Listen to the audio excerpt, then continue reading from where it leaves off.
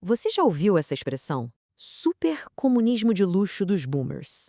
Só como algo saído de um filme, né? Mas olha, uma análise recente está sugerindo que esse conceito pode ser um motor invisível por trás de muitas das dificuldades econômicas que a gente vê por aí. Então, vamos lá. O que exatamente significa esse termo? Basicamente, é uma forma de descrever um sistema que, de maneira silenciosa, estaria impulsionando o declínio americano. E isso afeta tudo, viu? Da dívida do país até o futuro das gerações mais novas. Vamos mergulhar nisso para entender como funciona. E essa frustração toda, ela é capturada perfeitamente em memes como esse que a gente vê direto na internet. Eles refletem um sentimento que é bem real. Aquela percepção de que as gerações mais novas, mesmo com mais estudo, têm menos poder de compra, menos segurança financeira que as gerações anteriores. O ponto principal do argumento é que aquela promessa de um governo menor, de um livre mercado mais forte feita décadas atrás, ela nunca se concretizou de verdade. No lugar disso, o que surgiu foi um sistema que transfere uma quantidade gigantesca de riqueza entre as gerações, mas de forma bem silenciosa. Ok, vamos começar pela primeira parte do nome. Por que comunismo? Bom, a essência aqui, segundo a análise, é uma enorme redistribuição de riqueza. A grande questão é, de quem para quem? E aqui a gente já entra com um dado que, olha, é bem surpreendente. A gente pensa nos Estados Unidos como o centro do capitalismo, certo?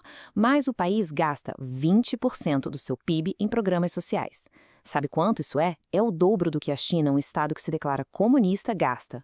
E agora vem um ponto central. Se a gente ajustar pela riqueza per capita, a análise mostra que os Estados Unidos redistribuem 6 vezes mais por pessoa do que a China. A escala dessa redistribuição é simplesmente gigante. E para onde vai todo esse dinheiro? A mecânica é bem simples, na verdade. A maior parte dessa redistribuição toda vai numa única direção. Sai do bolso dos mais jovens, que são quem paga a conta dos impostos, e vai direto para os mais velhos, que são os que mais recebem os benefícios do sistema.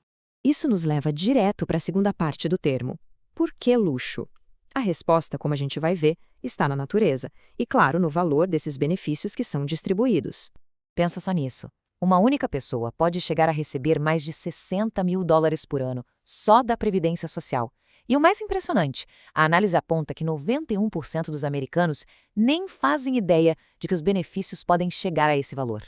E a história não para por aí, não. A análise sugere que programas do governo, como o Medicare, estariam cobrindo despesas que, vamos combinar, a maioria das pessoas consideraria de luxo, como mensalidades de clubes, aulas de equitação e até viagens para esquiar. Agora, talvez o mais chocante de tudo, segundo esse argumento, é que o sistema funciona de um jeito meio invertido. Como os benefícios estão ligados à renda que a pessoa teve durante a vida, quem acaba recebendo os maiores pagamentos do governo são os aposentados mais ricos, exatamente quem menos precisaria. Certo! Então, quais são as consequências práticas desse sistema para as gerações mais novas? O custo, como a gente vai ver, vai muito além do que é pago em impostos.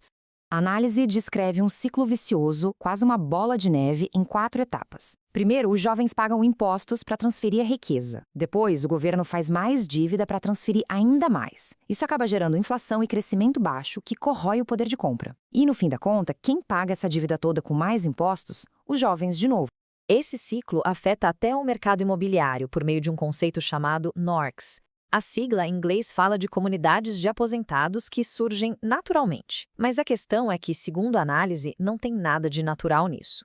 Elas seriam criadas por políticas fiscais que incentivam os mais velhos a continuarem em casas grandes, o que, claro, limita a oferta de imóveis para famílias jovens. E o alerta aqui é bem sério. Se essas políticas continuarem, o problema de moradia para os jovens deixa de ser uma coisa local e vira uma crise nacional. É como se o país inteiro estivesse se transformando numa grande comunidade de aposentados. Diante de um cenário desses, a pergunta é: por que nada muda? Bom, a resposta parece estar na inércia política e no jeito como o orçamento é organizado. Olha só o porquê.